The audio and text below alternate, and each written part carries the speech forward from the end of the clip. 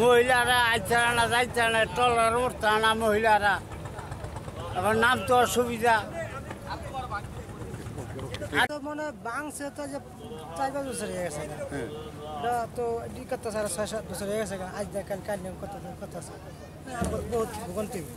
আইতে যাইতে একটা নিতে পারি না বস্তা আনতে হাঁটাইতেছি নৌকা উঠতে নৌকা তো পরে যাইগা না এই ব্রিজ যত তাড়াতাড়ি ভালো হাতে ভালো হয় ব্রিজে রাখলে মোটামুটি একবার অনেক সময় পিছলে পড়ে নদীতেও পড়ছে হুন্ডা সহ অনেক লোক পড়ছে মানুষের হাত পা ভাঙছে এই বর্ষাকালে অনেক কষ্ট আসতে যাচ্ছে এই অনেক সময় বৃষ্টি হইলে টলা বন্ধ করে দিয়ে দেয় মানুষ যাইতে অনেক অসুবিধা দাঁড়ায় থাকে ওই পারে বৃষ্টি বাদল কই যাবে এই ভিত্তিতে এই ব্রিজটা করা উচিত আজ 27 বছর ধরে রুগী নিতে আসতে অনেক অসুবিধা শরীয়তপুর ঘুরে নিতে হয় নিতে গেলে এতে রুগীর অবস্থা খারাপ হয়ে যায় ভাঙা চোরা রয়েছে গাড়ি চলাচল করতে পারে না আজকে তো 1.5 বছর ধরে এরকম অর্ধেক করে রাখছে এটা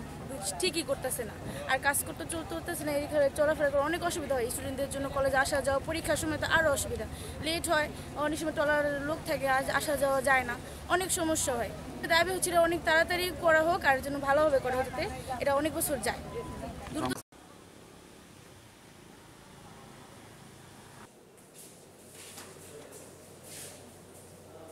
সেতুর যে মূল ব্রিজের কাজের অগ্রগতি বর্তমানে 60%। তো ওখানে আমাদের 12টা স্প্যান ছিল 12টা স্প্যানের মধ্যে ইতিমধ্যে 7টা স্প্যান শেষ হয়ে গেছে এখন আরও 5টা বাকি আছে তো সেটার কাজও চলতেছে পাশাপাশি নৌকা দিয়ে লোকজন পার হইতো এবং সেটা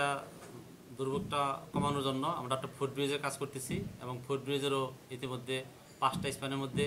3টা স্প্যান ঢালাই হয়ে গেছে আরও 2টা স্প্যান বাদ আছে সেটা আশা করি 1 মাসের মধ্যে শেষ হয়ে যাবে ওই ফুটব্রিজটা শেষ হয়ে গেলে